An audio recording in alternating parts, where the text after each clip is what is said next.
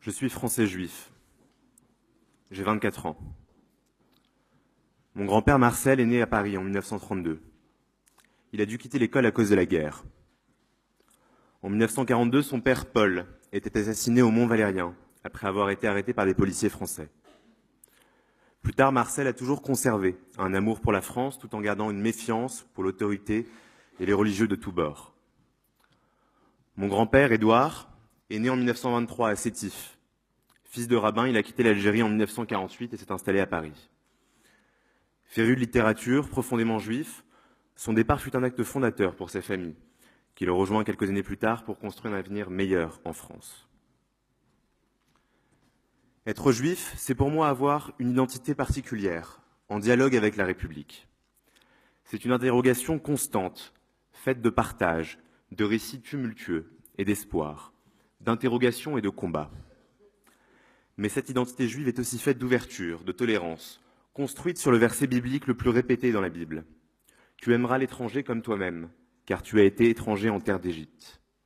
Et c'est une des raisons pour lesquelles les valeurs du Front National sont parfaitement incompatibles avec les valeurs du judaïsme. Je suis un étudiant. Et il y a 5 ans, un soir, alors que je sortais de l'université avec des amis, j'ai été confronté pour la première fois à la violence de l'extrême droite. D'anciens militaires reconvertis en skinhead distribuaient des tracts du GUD devant ma fac et menaçaient les étudiants. À la rentrée suivante, toujours à Assas, mon professeur de finances publiques, Jean-Claude Martinez, ancien vice-président du Front National, était accueilli par une haie d'honneur, faite de gudards, hurlant le bras droit levé, « Martinez, nous voilà ». Cette haine, c'est la haine des amis proches de Marine Le Pen, celle de Frédéric Chatillon, d'Axel Lousteau, et celle aussi du fondateur du Front National. Cette haine a toujours été au mieux diffuse et tolérée au Front National. Je suis un étudiant, et je suis soucieux que l'université soit fidèle à sa vocation, un lieu d'émancipation intellectuelle et d'ouverture.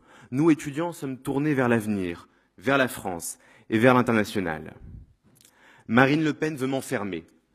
Elle veut nous enfermer. Faisant miroiter une protection dont elle n'a en réalité ni le désir ni le secret, elle veut faire régresser la France vers une période que l'on pensait révolue. Mes ancêtres ont connu la guerre en Europe, et je veux pouvoir construire mon avenir dans une Europe de la paix. Aujourd'hui, à 4 jours de ces élections présidentielles, certains de mes amis ont peur, parce que certains ont la double nationalité. Marine Le Pen voudrait qu'ils choisissent entre leur passeport français et un autre passeport comme s'il y avait une incompatibilité. Certains de mes amis ont acquis la nationalité française par le droit du sol, droit inscrit dans la Constitution. Marine Le Pen voudrait le supprimer. À ceux qui pensent que le Front National a changé, c'est un leurre. Hier, Marine Le Pen prononçait son discours sous les cris de la France aux Français, au Zénith de Paris. Quel autre responsable politique accepterait de parler sous des slogans pétainistes ? Il n'y a qu'au Front National que c'est possible. Parce que la France des fondateurs du Front National n'était pas à Londres avec le général de Gaulle pour préparer la résistance. Non, la France des fondateurs du Front National était à Vichy, avec le maréchal Pétain.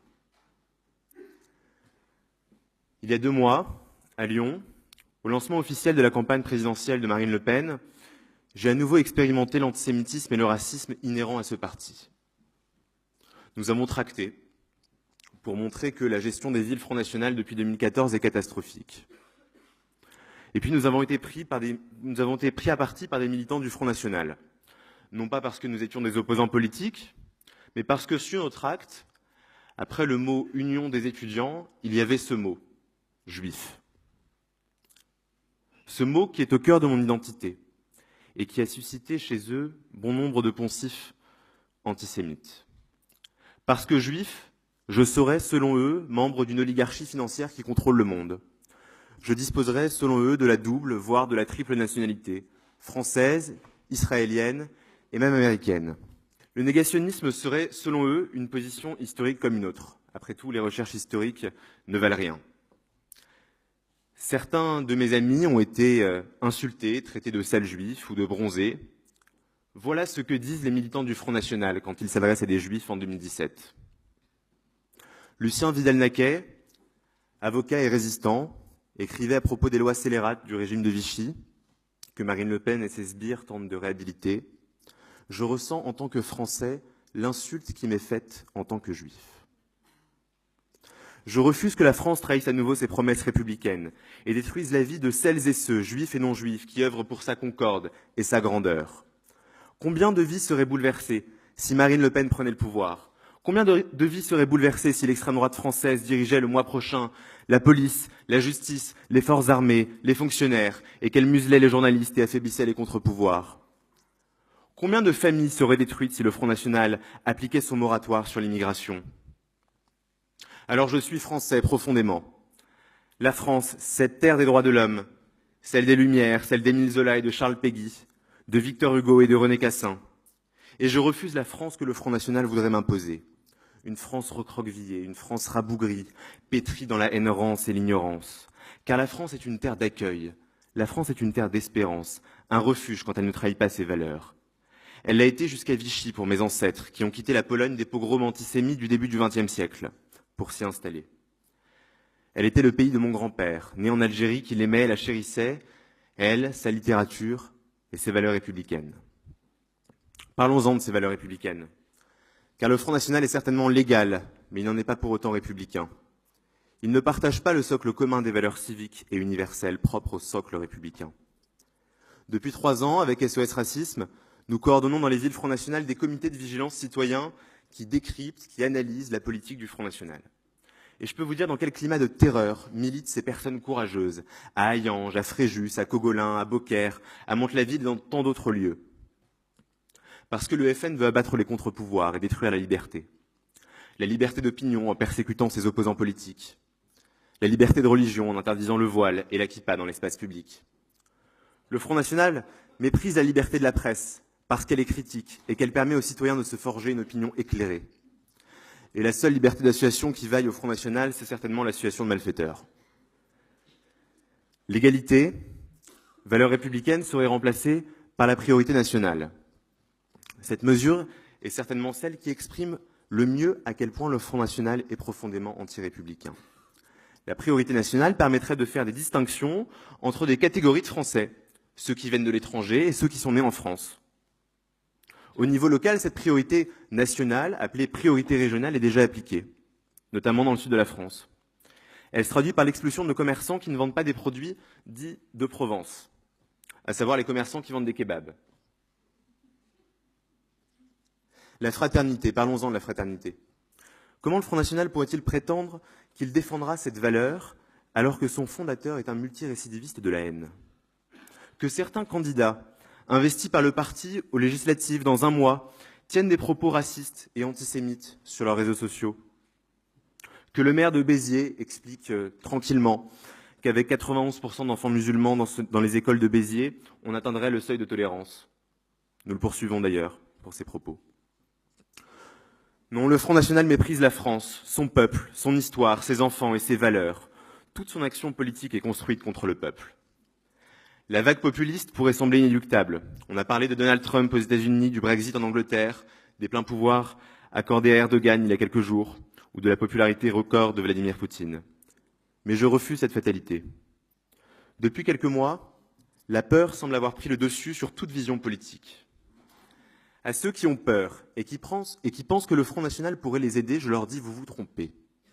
Aux Juifs qui pensent que le Front National les protégera du terrorisme islamiste, je leur dis que la haine de l'autre, de l'étranger, ne protège pas de la haine que l'on ressent parfois contre soi-même. Qu'une France refermée, alliée des dictatures et des régimes autoritaires qui méprisent les droits de l'homme, n'est pas une solution pour combattre le terrorisme. Nous célébrions cette semaine, il y a encore quelques heures, la fête de Pessah, la Pâque juive. La fête de Pessah, c'est la sortie d'Égypte, la sortie d'une terre de servitude vers une terre de liberté. Et nous le rappelons chaque année, comme si nous l'avions vécu nous-mêmes. C'est bien plus qu'un souvenir.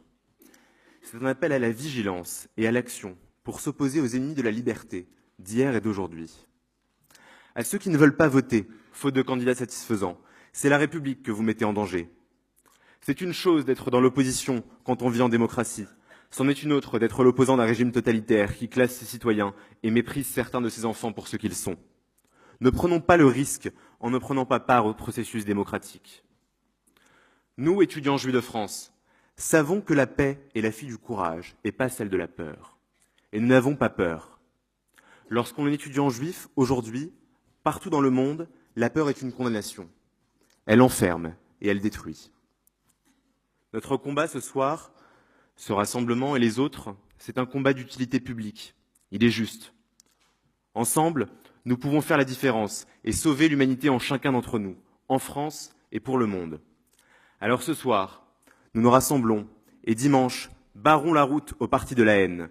Nous protégerons la République, nous protégerons les Français et nous protégerons la France.